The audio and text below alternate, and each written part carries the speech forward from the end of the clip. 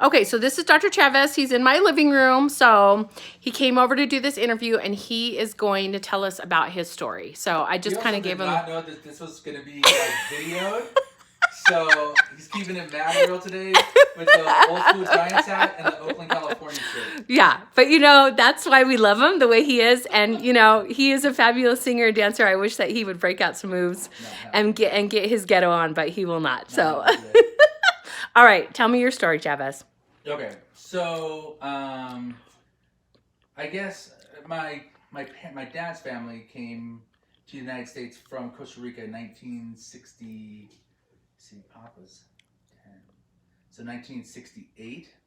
My grandmother and my grandfather got married in Nicaragua. They were looking for work. My grandfather, he drove heavy machinery.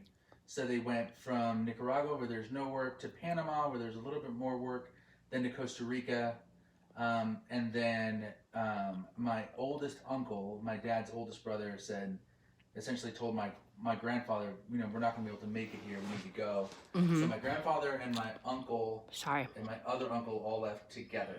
Okay. And my grandmother stayed behind with the rest of the kids. They had 7 kids. Oh, wow. And so she stayed behind with the other kids, and then they would bring them up essentially 2 by 2 on who could help out. So it was like the 2 oldest went, and then the next oldest went, and the next oldest. So my dad went last with my grandmother. My dad's the baby. So my dad and my grandmother, I guess, yeah, he went last with my grandmother. And then they ended up in San Francisco because my uncles and my grandfather had gone to Los Angeles. Really didn't feel like they were going to find good work there, so they moved up north and ended up in San Francisco. Okay. My grandmother was a teacher in Latin America, but then came to the United States, and she was a seamstress. And my dad and my uncles and aunts, sounds like they really kind of struggled at the beginning there. Okay. To kind of get their bearings. My dad ended up dropping out of high school, his junior year of high school, which is more of a formality at that point because he was only going anyway. Mm-hmm. And then he met my mom when he was 19, she was 15. My mom's family had come over from El Salvador. My grandmother and grandfather on my mom's side had gone to New York, and then brought the whole family over to New York. They were there by themselves for like 5 years. My mom's grandmother was taking care of them for 5 years in El Salvador. Then they called for the kids. My mom and her 2 siblings went to New York, and then they all went to San Francisco. Okay. So my mom and dad got married when my mom was still in high school. Wow. Because she was already pregnant with me. Oh, wow. She was 16 when she got pregnant. She was 17, 17 when she had me. And then she graduated from high school with me. And then they had my other sister pretty soon after that. She was 19, 2 kids, high school degree, working as a bank teller. My dad worked in a factory where they would gold plate the Oscars. So there's like... Oh, that's kind of cool. Yeah, so he has a picture, old picture of my dad holding like one of the Academy Awards. Oh, that's cool. Yeah, but the economy in California tanked. Yeah. And my dad had worked a summer with his older brothers, with my uncles. They'd worked a summer in Alaska and had made really good money doing that. And it was temporary. It was like seasonal work, but my dad was like, we can do that. My other uncle had already moved up there permanently. My dad was like, I think we can do this, and so they left. They had my other sister after that, so then there were 3 of us. And my parents, my dad was working 3 jobs. My mom was working at the bank as a teller. Then it's just like a customer service rep, and it was pretty rough on them. They had 1 car, and so like my dad would wake up for work, my mom would drive him to work, then put all of us into the car at like 5 a.m, drive my dad to work, then come home, get ready, take us to daycare. Then she'd go home, then she'd go to work, go to her lunch, pick up my dad, take him to his next job. Then she'd go home, or she'd go to daycare, get us, go get my dad, and then he would take the car for the evening and then come back after his next job. Wow. So they did that for a couple of years before my dad caught on with the Teamsters, and finally kind of things started getting better. Like if you see pictures of my parents from that time, they were just like ghastly skinny. Mm-hmm. Because just didn't have a lot. Like, did you ever, were you hungry? Like, did you not I have don't food? remember being hungry, but like my parents have stories of, and these are not things that I remember. This is like, being in the store with my dad and like pointing at food and being like, I want some of that, and him like, he said he felt terrible because it's like he knew I was hungry and like he couldn't do anything about it. And so, so my dad caught on with the Teamsters. My mom was doing better, and my mom is just like a force of nature. So she'd become a branch manager at that point at a bank. She was like 26 maybe, 26, 27. She'd become branch manager. So then they were able to move us out of this like hood neighborhood we were in into this more middle class neighborhood. But they were still just like struggling. I mean, it was just just barely making ends meet all the time. And my dad would work just these ungodly hours at the it was a Wonder Bread bakery. It was like the bakery that had the contract for the whole state, so they made bread for the whole state. Okay. And so they had that contract, and so I mean he would work these like ungodly hours. Like he'd work 26 hours in a row on a factory. Oh my gosh. 30 hours in a row in a factory. Like he just worked as much overtime as possible as they were trying to make it. And so, we got more comfortable to the point where I was like maybe 10, 11, I started playing sports because they had a little bit extra money for me to play sports. My sister started doing more extra stuff. And we were able to do kind of some of the more kind of normal things. But it was still like, in retrospect, you think back, it's like, oh yeah, like there were ways it was different. I remember having the conversation, like they pull us together for a family meeting and be like, okay, you guys have to eat less because we don't have any more food for the rest of the month. So whatever's in the pantry now, that's what we have. Wow. Like I remember having like that kind of family meeting like multiple times. And so I eventually, I went to high school. My parents' rule for me for playing sports was I had to maintain a 3.0. The school district rule was a 2.0, but the Chavez house rule was a 3.0, and I graduated 3.1. Thank you very much. Because it was like doing the bare minimum that my parents would expect. So like, did you struggle in school, or do you feel like, okay, I'm smart? Like No, like I read obsessively. Okay. Like I was like my grandma. So go back a little bit. My grandmother also had moved to Alaska around the same time that my mom and dad did, and she was very close to us, and she took care of us from time to time. She worked as a nanny for like other families, and so she couldn't always do that. But there were portions of our lives where she helped, and one of those portions was when I was like 3, and we were in Alaska. I was like 3 or 4, and she taught me to read when I was 3. And so once I learned to read, I was just like voracious. I just like would tear through everything. I remember winning an award in school. I was like in the 1st grade, and I'd read like 500 and something books, and they gave me like a little certificate. My mom and dad still have it. Oh my gosh. Yeah, like but I was just like, I would just read everything under the sun. Like my mom and dad got the newspaper at one point, for like super cheap because it was like for students. Like you could get it for really cheap, like $1 a month or something. And you would read the newspaper? And I would read it front to back. I would read I would read the TV Guide. Like I was just psyched. Oh my gosh. I would gosh. read everything. And I can attest, because there have been times where I've questioned Dr. Chavez, and he will like roll off on the tip of his tongue something like blah blah blah blah blah, all these facts, and I'm like, okay, I've been humbled. All right, fine. Okay, I'll agree. So I would read it. So that like helped in high school, but I didn't even pretend to try. I remember studying one time. I didn't study for my SATs, which is still a point of contention for my mom. My mom, it made her so angry. Oh my gosh. I was supposed to have a calculator for the SATs that I did not have, so I just borrowed a friend's, and who wasn't taking the SATs that day. One of my teammates from football, actually, he was like, hey, just go get it out of my locker. And so I went to his locker, and I got his calculator, and I used his calculator. And his calculator had this game, this is ridiculous, had this game called Drug Wars on it. And so I would speed through the sections so I could play Drug Wars.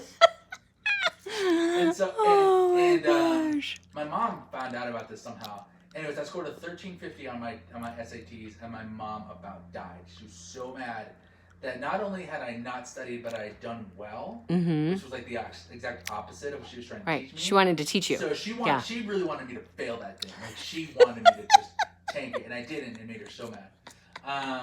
But I mean, my parents were very strict about education. Like there's no leeway on that rule. Like if I had less than a 3.0, I wasn't playing sports. I wasn't doing music. I wasn't doing all these other extracurriculars I was doing. There was like no ifs, ands, or buts about it. Yeah, they didn't have higher than a high school education. No, like I said, my dad dropped out of high school, and then my mom got her high school diploma. Has had a couple of college classes over the years, but she's now vice president of a bank, and it just doesn't make. She's like, I don't care. Like, I'm gonna go. She's retiring in March. So oh my gosh, she's done. That's awesome. Once I left, then of course, without me around, a little bit more extra money. My dad kept moving up in his company, so he became a foreman. My mom kept moving up into senior management, so they became far more comfortable once I was gone. Then, so the distinction between the way that I grew up and my youngest sibling, my baby brother, between the way he grew up is pretty stark, and it's something that the five of us, I have 4 siblings, that the 5 of us talk about. But just like the difference between how I grew up, like what kind of things I had available and what my brother had available. I gotcha. And so it was what it was. So then you went to college. So I went to college and worked my ass off. Okay. Because everyone kind of assumed, and not even assumed, but everyone just presumed that I was going to just like party my way through school and fail out. Like that was something that I heard all the time. It's like Chavez is going to party and he's just going to go crazy and he's never going to graduate. But you didn't. Which I did not. Even in my wild partying days, I would lock myself in my room on Sundays and study for like 18 hours. Like I wouldn't leave. Wow. I would come out for food and then go back into my room, and I refused to let that happen. So. And where'd you go to college? I started at UNLV. Okay. Then I left after that and went on an LDS mission, and then I came back and I went to the University of Utah. Because by that point, I kind of figured out that I wanted to go into medicine, but I didn't know how. Okay. Because when they're like, when you're in school and they're like, you could be anything. You could be an astronaut. You could be president. You can be like, sure, but I don't know how to get into any of that stuff. So I figured, well, there's a medical school at the University of Utah, and I had a friend here from my mission who told me that I could crash at his parents' house while I was like kind of getting my legs under me. So they did. They let me stay at their house for my first semester. I kind of got going to the University of Utah. I was working 2 jobs and going to school full time, trying to make it because my parents were not comfortable enough at that point to help me with school. Okay. What it comes down to. They still had 3 kids at home. They were still kind of, they're getting better, but it was still hard. So. And do you feel like, did you have any advantages or disadvantages being Hispanic? I had a job as an interpreter, which is, I guess, kind of an advantage of being Hispanic because I speak fluent Spanish and I have my whole life. But that was more just my parents would not allow us to not speak Spanish at the house, and so we had to speak Spanish constantly at home. And so because I held on to that throughout my life, I was able to parlay that into a job interpreting for the hospital, for the University of Utah. That's awesome. And then I did get a job, kind of the same thing, because my Spanish skills, got a job in finance, like at the second half of college, the University of Utah. And so that finally was paying me enough where I didn't have to work 2 jobs. I just worked like 1 job full time. So that was helpful. The drawbacks were there was nobody in my family had done this. I was doing all of this blind. Like even resources that I had for me, I didn't know about. Like the things that I tell college students now are things that I learned the hard way, which was tough. Because there was no pathway to it. And anytime I would actually go to places where presumably they were supposed to help direct me, I would get told like, well, most people that go to pre-med don't end up in medical school, so you should have a backup plan. Like I was never told like, oh yeah, you can do this. It was more like, you should have a backup plan in place. So, and I'd be like, well, okay, that's not super helpful. Like I need to know like what are the things I actually had to defer applying to med school for a year because I'd gotten some research, but not enough, and nobody had told me that you had to have a certain amount, and I hadn't looked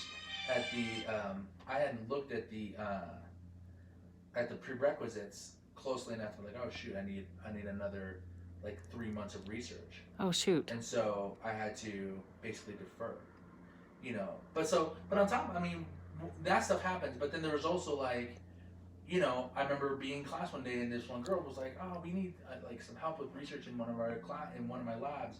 Does anybody need research hours? And I was like, I do. And she's like, sure, come on with me. And so like she was super helpful. I got published because of that. And then one of my best friends from high school who had stayed really close to me, I was talking to her one day because my financial aid was not going to be enough to cover tuition, and I was going to have to drop out for the semester because I just didn't have enough money. Oh, shit. And so this was like on a Friday, and tuition was due Monday, and I was like, well, that's it. And so I was kind of complaining to my friend about this, and she's like, hey, let me call you back. And I'm like, sure. And so then she calls me back like 30 minutes later, and she's like, hey, my stepdad is super wealthy and like does like college scholarships for kids, and I told him about you, and he's gonna pay for your school for the semester. And so he did that for a year. Oh my gosh. And that was like just out of nowhere, Kind of like a little micro. Yeah, and so like when people talk about being self-made, nobody's ever self-made. Like the number of lucky breaks you need to catch to make it successfully in anything, people tend to just kind of gloss over those, but these are like super important, like that girl in my class, like this guy that decided to just like fund my education, he could have been, as far as I was concerned, he was paying like $300 million. Like I didn't have $5,000 for college for tuition that year, it just wasn't gonna happen. And he, that's just a drop in the bucket for him, so why not? Right. So so I eventually, I applied to 2 schools because I didn't have the money to apply to lots of schools. I applied to 2. I applied to Johns Hopkins because I was like, this is like my dream would be to go to Hopkins, and I applied to the University of Utah. And I didn't get into Hopkins, and I got into the University of Utah, and that was it. So you went there. That's where I went. Yeah. And you did your residency in OB, right? And where'd you do your residency? And in San Antonio. Okay. In Texas. And now what are you doing? I am in private practice as an OBGYN and a group practice in South Jordan. Okay. Yeah. And I can attest he is a really good doctor. Okay, so tell me, let's talk about your race. Okay. So do you feel dealing with your peers right now, are you treated any differently? Do you feel like you had to work harder in med school? Did you feel like you had to prove yourself? Do you feel like you had to do something extra because of your culture or your race? And do you feel that way now? I think I've always had a chip on my shoulder since I started in school, and so that that drove me. I tell kids all the time who are asking about how to become a doctor. I tell them, any class you walk into, you're going to be smarter than about 10% of those kids. God bless them. Doesn't matter what they do, you're going to be smarter than them. When you say you tell a kid, what do you mean? What kind of kids? Like it's all like Hispanic just kids. Hispanic kids. Yeah, okay. They're the ones that ask me. Okay. So 10% of people are going to be smarter than 10%. 10% of people are just going to be smarter than you. Not a damn thing you can do about that. Mm-hmm. And then the other 80%, you just have to out hustle them, because it's, especially in college these days, it's a bunch of trust fund kids or kids that are just kind of treading water, don't know what they want to do, and you just have to be better than them. Did that bug you to see people of privilege that just could basically pay for their education and pay their way through, and they didn't really have to try hard? Yeah, that was hard because, like I have a very close friend who his grandfather had basically a fund for him and all of his cousins and brothers and sisters that he would pay for as much school as they did before the age of 30. He would just pay for it sight unseen. And if they, if whatever degrees they got into the age of 30, they were fine. And it was just baffling to me that none of those kids ever, none of his grandchildren took him up on it. Like, to my knowledge, none of those kids took care of it, because they would take the money and go and have a good time, and then they were just kind of treading water. They didn't get any degrees out of it. Oh my gosh. So, you can hear my dogs in the background. Crap. Oh my goodness. Okay. So what about now? Like in your practice?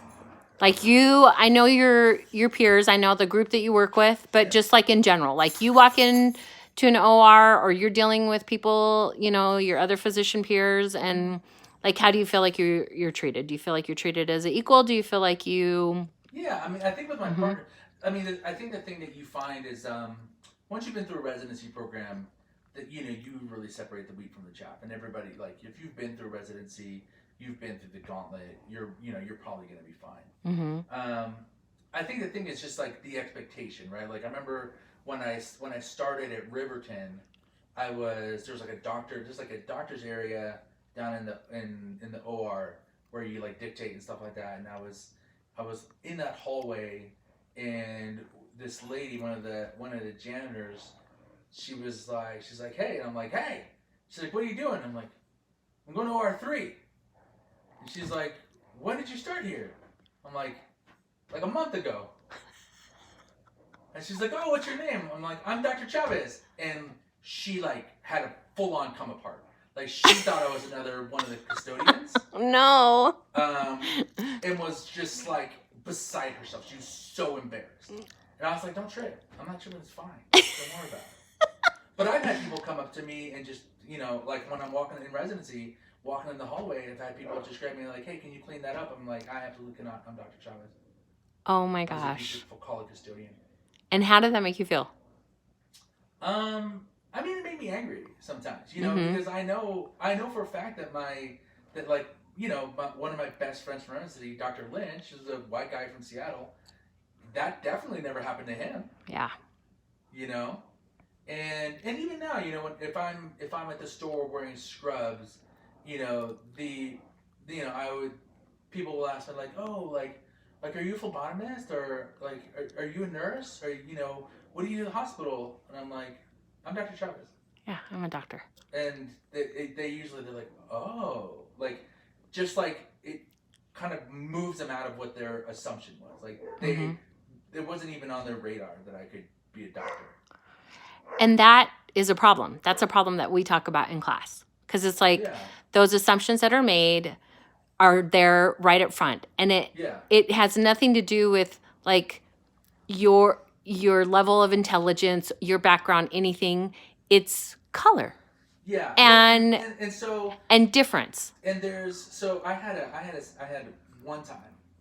Most people are not this forthright, but some people feel like they can be, and especially in Texas. So I had this one lady. I was at church, and she was visiting. I don't even know how I ended up in the conversation. Probably because of my wife talks to everybody. But I was in a conversation with her, and she's like, "Oh, what do you do?" I'm like, "Well, I'm a resident." She's like, "Oh, like where?" I'm like, "Oh, University Hospital. I'm an OB/GYN resident." She's like, "Oh." She's like, "Oh, my son." She's like, "My son applied for medical school, but he could never get in." And he's like, and she goes, "Well, it must have been easier for you though because you're Latino." And I was like, and I told her, I was like, no, I was like, I had a 3.97 GPA coming out of college, and I got a 33 on my MCAT. I'm probably just smarter than your son. Oh, I could totally see you saying that. And my wife was like, my wife, like, she was on fire. I could just see her, like, smoke's coming out of her ears, because this lady just, I was mad. Like, why would you presume that the reason your son didn't get in is because he's not brown? Maybe your son's just a dipshit. Yeah. You ever think about that? So. And why would you assume the reason I got in was because of some kind of favoritism? I'm smarter than your child. That's what it comes down to. I'm better than him. Yeah. Interesting. Like, not for nothing, but the world needs middle managers, and that's what your son is doing. Yeah. And this is why I love Dr. Chavez. Because he will tell you straight up. So, all right. Do you have any words of advice? Just, like, because I know, like, I wish I would have taken this class before I got out into the practice, dealing with different people, saying certain things that now I look back on and I think, oh my gosh, that could have totally offended them, and I didn't think it was offensive, or I was trying to connect with them, but that could have been offensive as well. Like, I will say the one thing that's changed, like, in the last 2 years has actually been now taking care of people who I know are like Trump supporters. This is interesting that they're seeing me because of the way that I feel like he demonizes, and that part of conservatism demonizes Hispanics. That is an interesting thing, that they would entrust me with things that are very important. That they would entrust me with their health, their lives, their children, things like that, but are unwilling to see people like me as anything other than an invading horde. Interesting.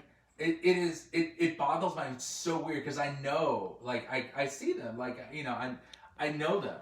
Yeah. I see their bumper stickers in the parking lot, and I'm like, how does that work? But somehow they can separate they do that mental gymnastics. Yeah, and so that becomes another problem, right? Because this is something that has been said to my wife that I think that is so offensive, which is, oh, but you're not like them. The hell does that mean exactly? Like them who? Like them other Hispanics?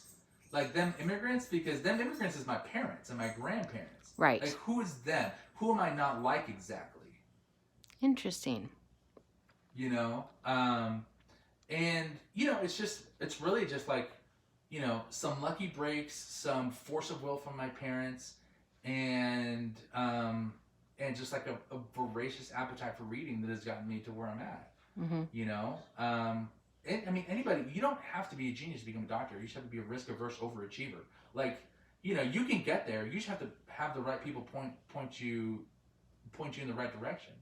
The problem is, especially for kids of color, nobody's around to point them in the right direction because everybody's super willing to tell them how it's so unlikely, which is total bullshit. Interesting. I love that.